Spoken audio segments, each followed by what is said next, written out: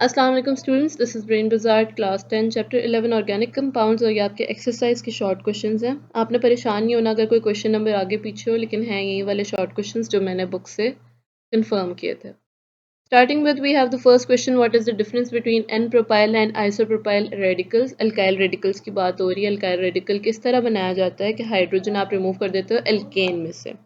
यहाँ पे प्रोपाइल है तो हम लोगों ने प्रोपेन में से रिमूव करना है, राइट। तो अब इन्होंने पूछा हुआ एन प्रोपाइल और आइसो प्रोपाइल। एन प्रोपाइल में क्या होता है, स्ट्रेट चेन होता है, और आइसो में क्या होता है, ब्रांच चेन होता है। अब इसमें हाइड्रोजन कौन से कार्बन से रिमूव किया गया है, that is also very important. तो एन प्रोपाइल में टर्मिनल कार्बन से, वेयर एज आइसो प्रोपाइल में मिडिल कार्बन से रिमूव किया जाएगा, और ये स्ट्रक्चर आपको गिवन है। Moving on, we have the next question, which is explain different radicals of butane. We have four: N-butyl radical, isobutyl radical, secondary butyl radical, and tertiary butyl radical. Depending upon their alkanes, they have been removed from N-butane, isobutane, and the next one is secondary carbon in N-butane and central carbon structure. तो ये जिस जिसमें से आपने hydrogen remove किया, ये उस basis पे आपके पास डिफरेंट रेडिकल्स प्रोड्यूस हुए हैं डिपेंडिंग अपॉन द स्ट्रक्चर्स, और स्ट्रक्चर की आपके पास फर्दर हेडिंग मौजूद है। जिस तरह मैंने एंडिंग लाइन हर क्वेश्चन में डाला हुआ है, प्लीज़ मेक श्योर कि आप बोर्ड के एग्जाम्स में डालो। जितना आप टीचर के लिए पेपर देखना ईजी करोगे, उतना वो आपको मार्क्स अच्छे देगा। The next question and very important question, most repeated question है, define functional group with an example. Functional group is an atom or group of atoms that determines the chemical properties of organic atom or compound. Example आपके पास है hydroxyl group in alcohols, आप कोई भी example दे सकते हैं। What is an ester group? Ester group again एक functional group है जो यहाँ पे गिवन है, और उस फर्दर उन्होंने फॉर्मूला पूछा हुआ है इथाइल एसीटेट का, जो यहाँ पे गिवन है। The next question is write down the dot and cross formula of propane and butane. अब यहाँ पे मैंने लिखा हुआ है chemically condensed formula. Dot and cross formula आप खुद देख लीजिए, बिकॉज यहाँ पे आ नहीं रहा था वो पूरा डिजिटल बोर्ड पे, तो ये आपने लाजमी देख लेना अपनी बुक से। Define structural formula. Define structural formula के साथ आपके पास सवाल है, draw the structural formula of N butane and isobutane. Structure आपके अरेंजमेंट को शो करता है, एटम्स कौन कौन से मॉलिक्यूल में किस तरह से अरेंज किए गए हैं, showing the bonds between them as well. So N-butane ये लिखा हुआ है, जबकि आइसोब्यूटेन ये लिखा हुआ है। आइसोब्यूटेन N-butane में फ़र्क ये है कि एक स्ट्रेट चेन है और दूसरा branch chain. The next one is write down the classification of coal.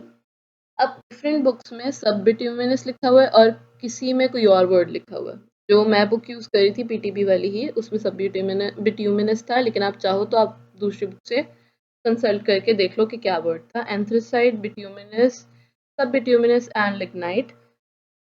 मेरी जो कोल वाली वीडियो उसमें मैंने दूसरा वर्ड यूज़ किया और वो मेरे जहन में नहीं आ रहा, तो प्लीज़ आप वो देख लीजिएगा।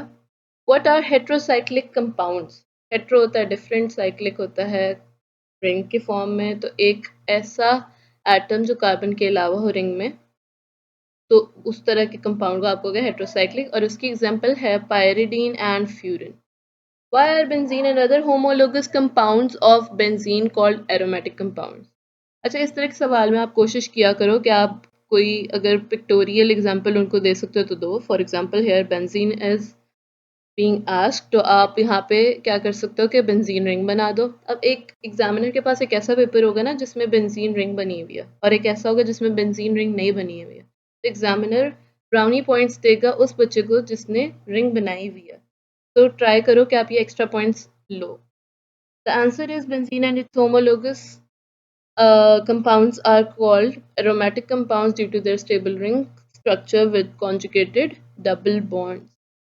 नेक्स्ट क्वेश्चन है, what is meant by the term catenation, give an example of compound that displays catenation. ये भी बहुत अहम सवाल है, बहुत रिपीटेड आता है। कैटेनेशन एक ऐसी एबिलिटी है कार्बन की स्पेशली, जिसकी वजह से formation of long chains and large rings is possible, जिसकी वजह से डाइवर्सिटी बढ़ती है। लाइक हेक्सेन में आपके पास ये देखने को मिलता है। हाउ इज कोल फॉर्म्ड, कोयला किस तरह बनता है, जब आपके पास एंशियंट प्लांट्स या एनिमल्स बरिड होते हैं अंडर द ग्राउंड और उस पर हाई प्रेशर और टेम्परेचर पड़ता है over the millions of years, तो उसमें कार्बन रिच डिपॉजिट्स बनते हैं जिसको हम कोल कहते हैं। What is the importance of natural gas, so the natural gas is the sweet gas that is provided at your home for cooking and else. तो उसका सबसे पहला आपके पास यूज है energy source and heating, electricity generation वगैरह। The next one is justify the organic compounds that are used as food. So organic compounds considered in our diet are carbohydrates, proteins, fats, which are essential nutrients in our diet, जो हमारे लिए ज़रूरी हैं. The important last question is how are alkyl radicals formed? Explain with an example. तो alkyl radicals किस तरह बनता है? आपने हाइड्रोजन रिमूव करवाना है एल्केन्स से, और आपके पास जो कार्बन है ना, जिस कार्बन से आप रिमूव करवा रहे हो, वो आपने गौर से देखना है, ठीक है. फॉर एग्जांपल यहाँ पर जो एग्जांपल है दैट इज मिथाइल रेडिकल, और इसमें एक ही कार्बन है, तो उसी कार्बन से हाइड्रोजन रिमूव करवाएंगे, आपके पास अल्काइल रेडिकल बन जाएगा और अनपेयर्ड इलेक्ट्रॉन रह जाएगा. So this is all for today. I hope ये लेक्चर आपको फ़ायदेमंद रहा होगा. तो सब्सक्राइब ब्रेन बाजार फॉर मोर.